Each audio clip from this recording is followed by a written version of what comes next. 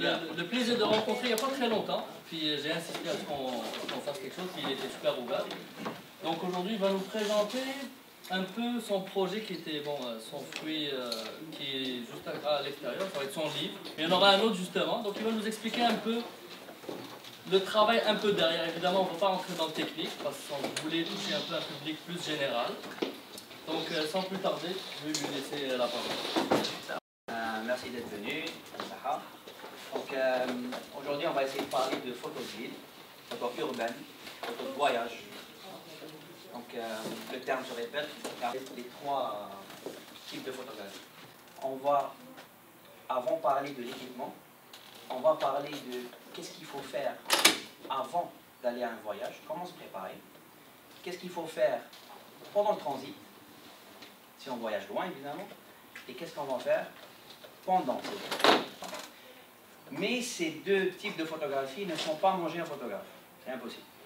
Donc on est obligé de travailler autre chose. D'accord? Donc du culinaire, photo professionnelle,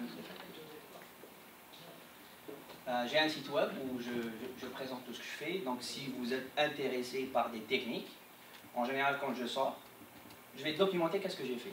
Toute ma préparation, je vais la mettre sur le site.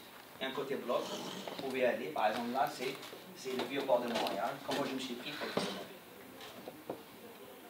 Vous pouvez voir un portfolio à l'intérieur, réalisation. Il y a une partie prestation. Je donne aussi des cours sur tuto.com, c'est une plateforme française de formation. Voilà. Et vous pouvez me rejoindre sur n'importe quelle plateforme.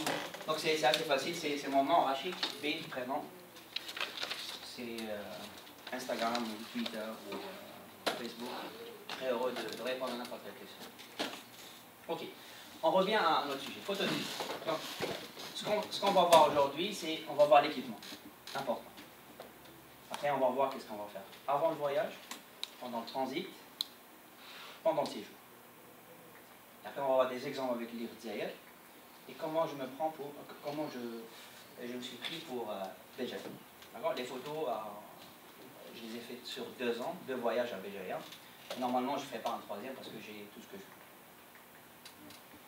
Donc, l'équipement.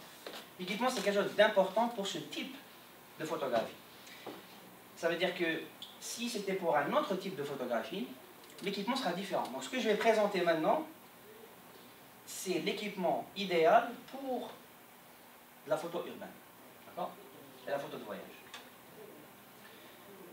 Donc, il y a 3 points. Le premier, c'est que, quel que soit votre appareil photo, il faut le connaître parfaitement. Vous n'allez pas, pendant la prise, dire « Ah, comment je vais activer mon bracketing ?» ou bien « Comment je vais faire ça ?» Il faut le connaître vraiment au point. Ça veut dire que si vous allez rentrer 2 fois dans un menu, vous le savez déjà. Il faut vraiment connaître votre appareil photo bien comme il faut. Pour la photo de voyage, il ne faut pas être lourd. Si vous êtes lourd, parce que vous allez marcher énormément pendant la journée. Donc si votre équipement est lourd, si vous avez pris trop de choses, parce qu'on a beaucoup d'équipements à la maison, et on dit, est-ce qu'on prend ça ou ça, on va prendre tout, on ne sait jamais, j'en aurai besoin. Mais c'est la mauvaise chose à faire. Il ne faut pas faire ça. Il faut prendre exactement ce qu'il faut pour un type de photographie. Donc il faut prendre le minimum possible, sans éliminer l'essentiel, évidemment. On va voir comment faire. Il faut avoir un équipement de rechange. Donc à l'hôtel. Donc si vous êtes dans un pays, je ne sais pas moi, comme Taïwan, ce n'est pas la peine d'emmener votre équipement de rechange, parce que votre carte Visa, c'est l'équipement de rechange. Parce que là-bas, c'est à 25% du prix d'un appareil photo. Il y a 7 critères. Pour moi, il y a 2 critères. La taille du capteur, c'est lui qui a le rôle de capturer l'image. Aussi simple. D'accord? Il faut savoir, est-ce que votre appareil photo prend des photos brutes, donc RAW, ou pas. Il faut connaître son poids. Donc dans les caractéristiques, avant de l'acheter, il faut connaître son volume, est-ce qu'il est grand. Est-ce que les objectifs qui vont avec, ils sont grands. Est-ce qu'il est étanche? Très important. La qualité. Il y a beaucoup de marques, mais elles ne se valent pas. Il y a des marques qui, malgré c'est la même taille de capteur, mais avec cette marque, il y a une qualité qui est meilleure. Et la difficulté. Et des appareils photo, c'est un casse-tête pour changer une valeur. C'est menu, menu, et après on change une valeur. Après, oh non, j'aurais dû la mettre à 4, menu. Ça, c'est, quand c'est difficile comme ça, évitez cet appareil. Donc le premier, on appelle ça full frame. Vous remarquez qu'il y a 36 mm sur 24.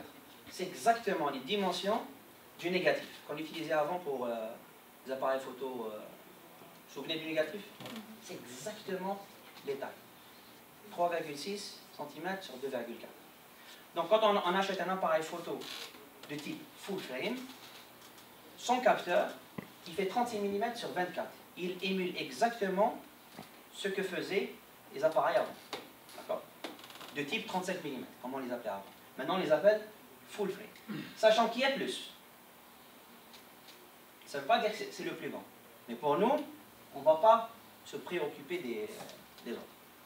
Donc, on voit un full frame. À côté, un APS-C. C'est le plus répandu en monde. Vous avez un 4/3 qui a commencé, ça fait quelques années, et un 1 pouce. Ça, c'est les 4 à considérer pour la photo de voyage. Donc là, je vais donner des exemples de chaque type. Par exemple, le Sony RX100, qui est tout petit comme ça, c'est un 1 pouce. Le Canon 5D, c'est un full frame. Le Nikon 7100, là il y a 4 chiffres, c'est APS-C. D'accord? Donc, pour la photo de voyage, ce type de photo, ce type de capteur est à éliminer. D'accord? Et le premier, qui est le full frame, il est bien, c'est un bon capteur. Mais il vient avec l'appareil photo qui est aussi grand. D'accord? Donc on va se balader avec un gros appareil photo. Ça ne nous arrange pas. Donc le premier à éliminer. Ce qui nous reste, APS-C, 4/3.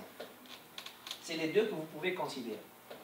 Si vous pouvez mettre un peu plus d'argent, il vaut mieux aller vers APS-C.